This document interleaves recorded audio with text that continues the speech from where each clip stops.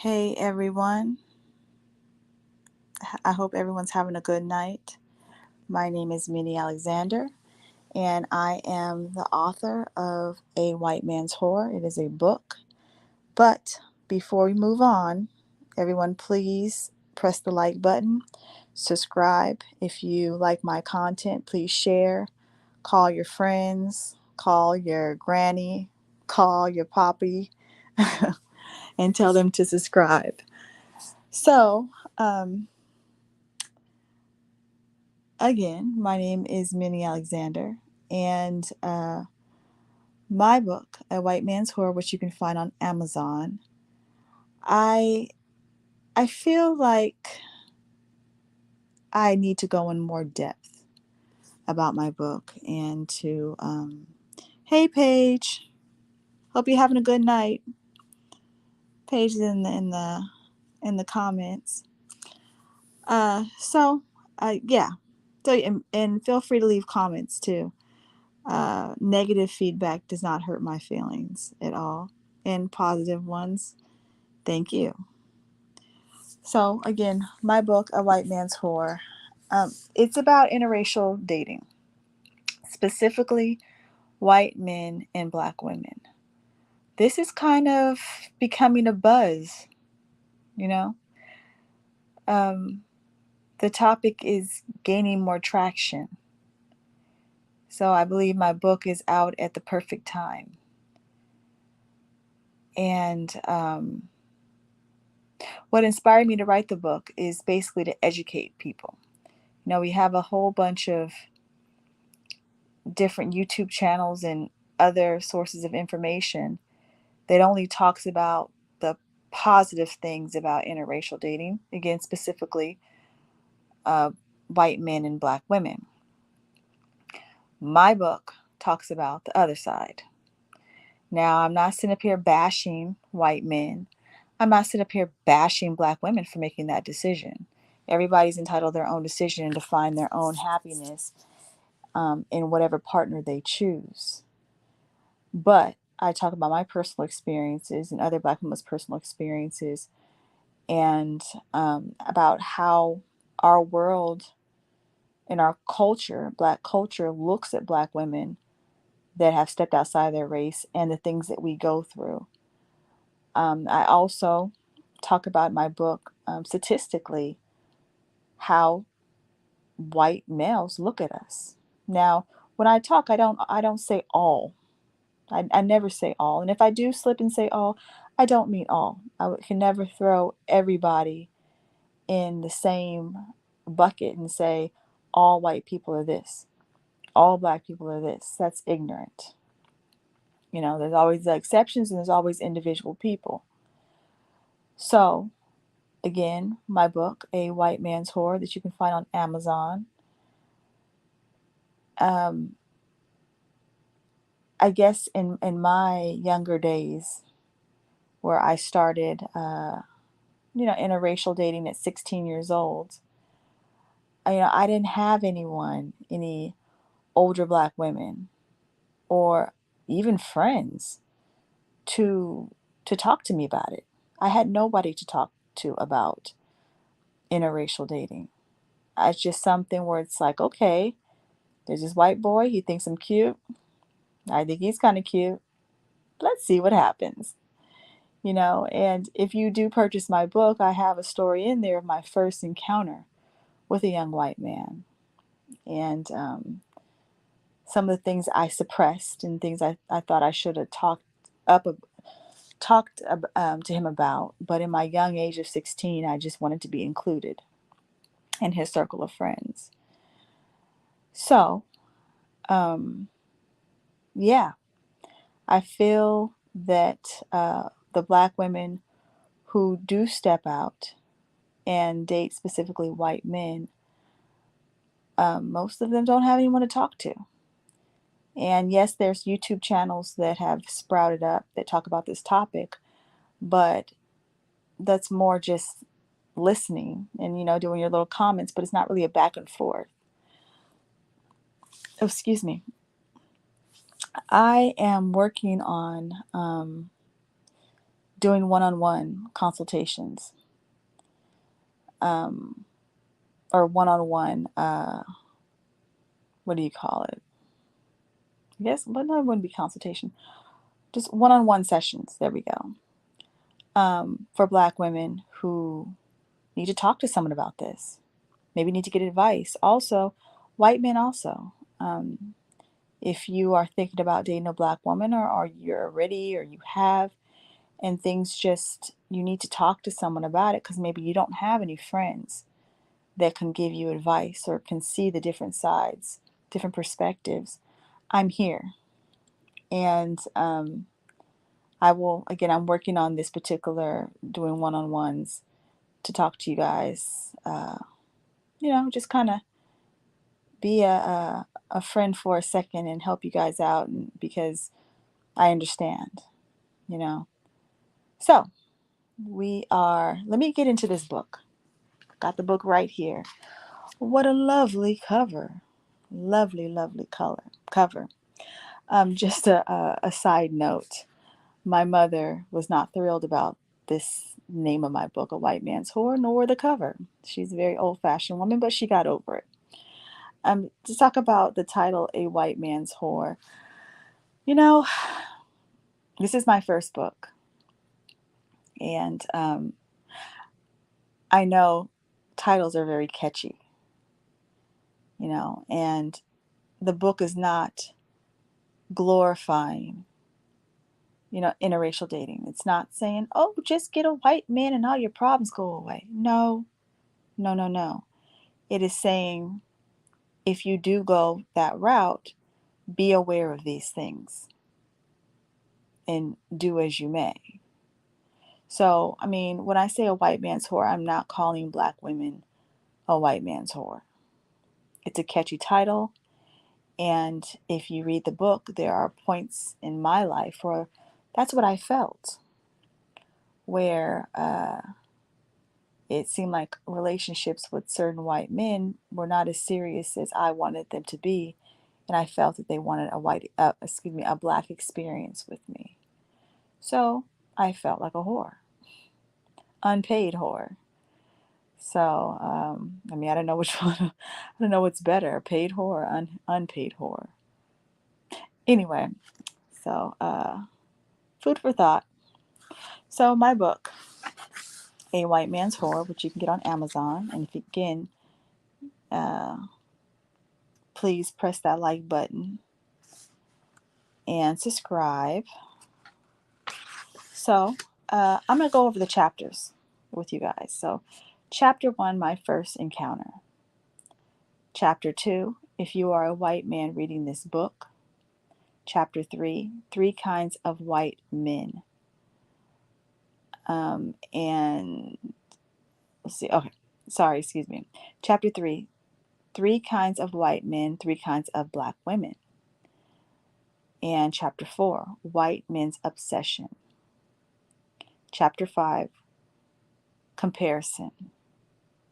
Chapter 6, the numbers don't lie. Dr.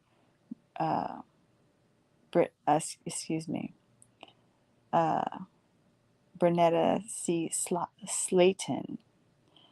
Chapter 7, I will never date a white man. Chapter 8, I have been with a white man. Here's my story. Chapter 9, can a white man really understand the struggle? Chapter 10, Black men roll their eyes. Chapter 11, love is love. And chapter 12, new point of view. So the chapter I want to focus on is if you are a white man reading this book, and honestly, to my surprise, I've had white men buy my book, and they have commented, and I haven't had anything negative. The most negative I have from white men are the white men who just get the title, just get a little bit of what it's about, and then start coming at me and bashing me, not understanding that this book, yes, and my intent was to write it for Black women, but also white men who are serious about dating black women. Because in my experience, a lot of white men have no experience, and their sensitivity is almost at a zero when it comes to what black women go through, or as black people. They have zero sensitivity. They treat us like white women. And oh no, yeah, I said that. They treat us like white women. People say, oh no, people are just people. Yeah, we bleed. Yeah, we cry.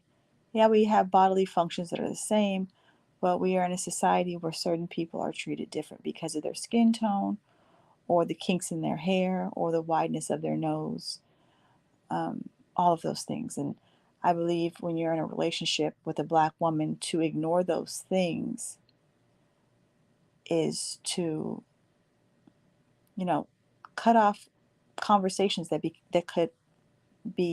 could have you could have with her. I mean, if you're dating a black woman with those things, she feels like this society is treating her fairly and always have treated her fairly, then there's nothing to talk about. But the ones that feel that way as a white man, the sensitivity needs to be there. So let's go to chapter 2. To Mr. White Man. If you are a white man reading this book, let me turn on a little bit more light so I can see. My lighting is horrible. Oh, there we go. Now I could see the pages. Ooh, here we go. Okay. So I will read. This is one of the shortest chapters in the book. It's literally a page and a half. So this is chapter 2. If you are a white man reading this and you made it to chapter 2, thank you for buying my book. I understand your whole life non-white people have pointed their finger at you for being white. I understand you did not choose to be on the white side of life. Black women did not choose to be in our black bodies either. But here we are.